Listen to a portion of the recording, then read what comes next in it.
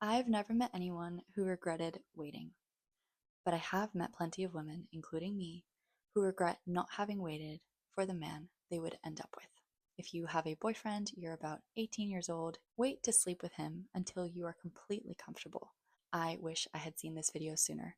If you are a woman who has crossed that boundary and you did sleep with someone outside of marriage, and you're possibly feeling the weight of that, I truly believe that when women the world over cross their legs and keep them shut before a man is prepared to commit, that is when we will have some degree of world peace, because everyone needs to be emotionally mature enough to agree to each other, to hold each other's hearts protected. And that is not the world that we live in today. But you watching this video can make it so. I am new to reading the Bible. I'm new to Christianity. You're not alone in that if that's also you. The story in the Bible in John where there's a woman, an adulterer, these men take her and they bring her to Jesus and they say, she is to be stoned. Jesus says to them in John 8:7, he that is without sin among you, let him first cast a stone at her. Every single man there ends up leaving because everyone has sinned. John 8:11, and Jesus said unto her, neither do I condemn thee. Go and sin no more. I'm choosing to save myself from marriage now, and you can also recommit to chastity with me. If you want to know more about becoming a woman of virtue, hit subscribe and like, and stick around to learn more. Welcome to the first, last, only, and best day of your life. I am so glad you are here. I'm going to talk with you today about purity and chastity as a virtue for women and how we are going to wait in faith for our husband in order to cross the boundary of physical intimacy ever again. I've always believed and still know there is just one man for me. I'm an incredibly loyal and committed partner. When I was about 14, I remember reading a quote by Charlie Chaplin to his daughter Geraldine in a letter, and it said, your naked body should only belong to those who fall in love with your naked soul. And I could not help but just chills. Ever since, every single time I had a crush, I would always ask them everything about themselves. I would go into the deep questions. I cared about what they cared about. I wanted to know everything that they thought, everything that was on their heart. It was never about another body. It was always about the person, the uniqueness of their soul. And this is the beauty in human difference and in human character that I want to emphasize, is getting to know another person for their soul and not just using them for their body, which culture nowadays tends to make us believe that exists. Shows like Sex and the City or How I Met Your Mother are so filled with sexual connotations that we believe that other people's numbers are way higher than they actually are. And to some extent, that increases peer pressure. We shouldn't be thinking that we need to give it away or that we need to sleep with another person to be cool. Our value comes from Jesus' love for us. And if you're not in Christianity yet, your value comes from the people around you who love you. Your value comes from your knowledge that you have one person who will commit to you before you get to commit to him. And I'm going to get into this theory that I have, and I'm so excited to share with you. Another massive issue that we have when it comes to sex when it's too early is that it complicates dating. We always wonder, when is it a good time? Does he think that I'm easy, or does he think that I do this with other men if I do it too soon? Or if I don't do it soon enough, does he think that I'm not interested? So we're going to unpack the fear that comes with this and really see what the worst case scenario is. So first, when you have sex before a real connection is established, or rather when denial means yes, I want to pose a question. What benefits does sleeping with someone when dating actually have? All it creates is an attachment. You must have heard of the play between anxious and avoidant attachment. Most often, in my experience and in my friend's experience, it is the woman who has anxious attachment and the man who is avoidant. This is such a dance that is so complicated and it involves so much emotional distress that it's not even worth it. Only recently did I realize how naive I have been in dating. I look back and I recognize that what I thought was emotional connection was in fact anxious attachment. And I idealized this person, I romanticized him, And I believe the term is limerence when you attach and project all these ideas about who a person is rather than really get to know them for who they are and to build up falsities in your head of an identity of who they are rather than a connection and a relationship that is built over time and that is solid. So, although in my relationships I made sure that we had the same vision and values, it didn't occur to me that he may not, in fact, have that emotional connection returned for me because two different people means two different sets of experiences. So that's another thing that marriage guarantees is that when you are married and you're both committed to each other, you're on the same page. The eternal question is love blind is really true. It is blind because of the oxytocin and the vasopressin that runs through our veins. Oxytocin for women, vasopressin for men. These are the hormones that course through our veins in order for us to fall in love. Oxytocin is the love hormone. Vasopressin kicks in the stress hormone for men, and that is what makes them fall in love. Now, my idea of what that actually means is not that we need to stress a man out, but that he needs to feel that he has earned us and deserves us. So, in dating, it is so important to take it slow so that a man also feels I've gotten to know her, I've prepared dates, I have moved things around, I have accommodated, and I deserve this woman and I've earned her and she's my world. Once we are pair bonded to a person when we have slept with them, due to our old brains, our entire being is making red flags go away. When we sleep with another person, we pair bond. This means that we attach to them and we are involved with them in a very close way, what the Bible deems as one flesh. We are involved with one another, we become one another, we are intertwined in so many ways that even our souls feel very, very close together. And this is real. Oxytocin for women blinds us from seeing the red flags in men who we are pair bonded to because we believe that we could be pregnant with their child.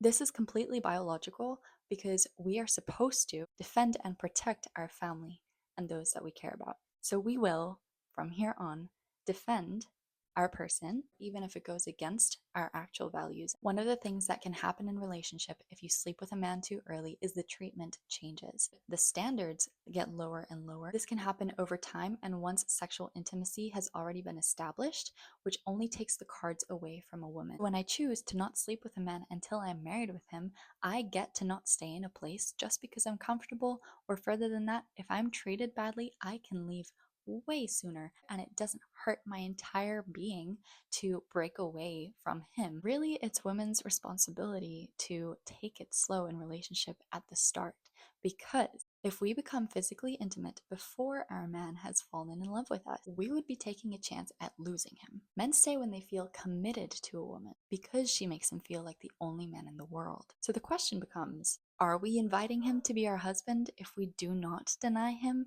long enough for him to fall in love with us? The common advice, make him wait, is no longer what applies. Really, both of you deepening your relationship before it becomes sexual. Here's my theory. Men and women are beautifully naturally made for each other because women are wired to want emotional intimacy the most, and men are wired to fall in love when they open their hearts. Also, men are wired to want physical intimacy most, and women are wired to fall in love when they open their legs. This is what I mean when I say that agreeing to having a physical, intimate relationship way too soon takes the power away from the woman. As it is known, women are the gatekeepers to sex and men are the gatekeepers to marriage. This means that men will only marry when they feel emotionally connected to a woman, needed and appreciated, and women will only sleep with a man when they feel safe and secure with him. I really think that it's tremendous when we can see it this way. This is why we want to wait for marriage. It's because now both women and men are on the same page of commitment. You're no longer saying, I belong to you. Boyfriend, girlfriend is a maybe. You don't want to be in a maybe when you're giving away your body and soul to them. You just don't want to be there. Say yes. Both of you say yes, commit, agree, and everything flows. Is there anything actually wrong with saying not right now and meaning it? I think a man would respect you for that. When we do say yes to a man too early, we expect him to start acting like a husband. We expect him to be submitted to God the way that we expect a husband to be.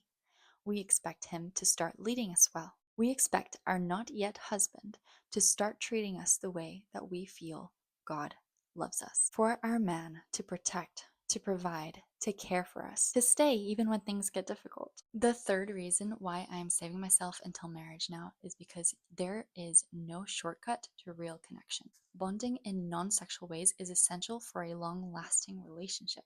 Have you supported each other through conflicts? How do you treat each other when things are hard? This is when you know the person the most, because anyone can be good when it's easy, but how are they when things are not so easy? Are the tough getting going when the going gets tough? How do you support each other? What about when neither of you is getting what you want out of the relationship? Are there periods of time when both of you are still there for each other? Do you love each other when it is hard? This is what marriage is all about, and this is what this preparation stage of the relationship, in getting to know each other, in sharing interests, in seeing your values, in seeing if you will self-sacrifice, that is such a good test and example to set for what your future together will look like. When I speak on self sacrifice, I am speaking on the self being the ego. There are two sides to us: the ego, which is pride, or the soul, which is humility. A lot of us empaths and introverts and anxious attachment people in general tend to attach our identity with this soul aspect. So when I say self sacrifice, I do not mean you sacrifice your soul, because that is your connection to God. So your standards must never be sacrificed. On the other hand, when a person thinks that their self, their identity, is their ego and their pride, that is absolutely meant to be sacrificed. This took a long while for me to clarify in my life. So when you say self sacrifice is the highest form of love, when the Bible says it, when Christ did this, it's because he stopped being a person of pride. He put his soul first, and I fall more in love with my Savior every day. Truly, to be able to identify with self sacrifice as the pride part of us that must die and must be killed, and we must actively fight against daily, is entirely the fight that we have. For we fight not against flesh and blood, but against principalities and powers. But that is for another video if you want to see my last one. This is the chance in dating to have a genuine connection, to build that uniqueness between you two. How is it that this man is different to the other man? What interests does he have? What will my Sundays look like? I want to know what your projects are, what your soul is comprised of, what you like to read, what music you like to listen to, everything that makes you who you are. This is very much the stage in which everything online tends to advise, the dating process, and where if you're not aware of seasons in life, which we'll get into, then you won't be able to actually adjust the way that you are treating your man, which is why it gets complex when we sleep with them beforehand, because we think that we're supposed to take care of them a certain way or do certain things for them, but a man will only appreciate your investment into him once he's invested into you. He will only appreciate you doing for him and giving to him once he has given to you and invested in you, because he cannot appreciate a woman who puts effort into him if he has yet to put effort into her. He must take the first few steps in initiative in terms of helping her in order to build up her value in his eyes. Not that you don't have it before he sees you that way, you just don't have it in his perspective. Then, once a man has developed that view of you, you can do for him that you treat him like the only man in the world, and his knowing that you are special because you care to take care of him in a certain type of way that is not mothering him, but that is just the extra details and going another mile because you care. That can all be created even more in marriage, and you get to spend a great amount of time, months, a year, more than that, however long you want to date, before sleeping together, in which you don't need to wonder, do I start doing the dishes? I don't want to spend time at his place. Do I need to clean it now? All these questions and the effort and energy you need to spend on it can completely be paused until you get married, because then it's your home too, and there's no questions. When you know he cares, when you know he's there for you, when you feel safe with him, when you're certain that he's the man for you, nothing replaces that. And you get to do all of these things at the start. You get to do it when it's still innocent, when you're both still naive, You're both still having fun getting to know each other. This is the surest way to know if it's love or if it's lust. Does a man want you, for your authenticity, for your beauty, for the difference that you bring to the world, for the way that you pronounce a certain word, for the way that you tend to tap your pen when you're thinking? Or does he love you because he wants to have you in a lustful way? And once he's done with you, it's goodbye. Other people will treat you as you teach them to treat you. We know the golden rule as women very, very well. Treat others as you would like to be treated. But this whole thing is about treat yourself as you would like others to treat you. So start dating, treating yourself as the most important woman, because you are. In God's eyes, you are. You were chosen when you were born. So you get to date knowing that you are the most valuable person. You can, in fact, even make a list. One of my friends did this the other day. She told me about it. Make a list of everything that you bring to a relationship. See your value, see your inherent worth, see everything that you do, and you'll start carrying yourself differently when you know and you value who you are. Even if you're not Bible based or Christian, seeing if you're equally yoked is a massive part of the dating experience. Again, I wish I'd heard this before. I always thought that yoked was, when I first heard this term, of two eggs and their yolks, but actually it's 2 Corinthians 6:14 that reads, "Be ye not unequally yoked together with unbelievers, for what fellowship hath righteousness with unrighteousness, and what communion hath light with darkness?" Yoke is in fact a big wooden device that goes over the neck of an ox or a cattle, and the head goes through so that it can pull more weight. A really cool statistic that has been going around online is that an ox by itself can only pull 5,000 pounds, but an ox that has a yoke attached to another ox can pull 15,000 pounds. So it doesn't double, it triples. So who you are attached to not only doubles your commitment to life, but it triples it, and you're going extra fast. And so again in the Bible, Ecclesiastes 4:12 reads, "A threefold cord is not quickly broken." So if you have God and you're pursuing God as a woman, and if he has God and he's pursuing God as a man, then what can break you? Nothing. You can both achieve so much more together than you can alone. Because when you have that person who propels you, who motivates you, who believes in you, who sees what you're doing, and if you love something, they love it too, you both go so much faster and you go so much further in life. And it's so enjoyable to do. It goes so much more smoothly, so much more effectively. You're both enjoying life to its fullest. You both recognize more than anything that today is, in fact, the first and the last and the only and the best day of your entire life, because you're both able to be present with each other and mirror one another, and it's the healthiest relationship you've ever had. However, when you are yoked with the wrong partner, then you're attached to a person who is not spiritually equal to you. You are not equally yoked. And this other cattle, this other ox, is slower spiritually. They are not pursuing God quite as fast. They are not seeing the beauty in every moment, and they're dragging you down. If you are the stronger ox, then you will either drag them along and both of you will end up going in circles, or you will be halted by them. Your entire efforts will be stopped completely, and you will no longer be pursuing God fully because they have deterred you and distracted you from your purpose in life. If you're watching this video, you've most likely experienced this, not only in relationships, but maybe in a friendship where you know that this person is just not for you. You are not equally yoked to them. So I really believe that you are brave if you have noticed that something is not a situation for you, this is not where you want to be, this is not healthy, and you get out of it.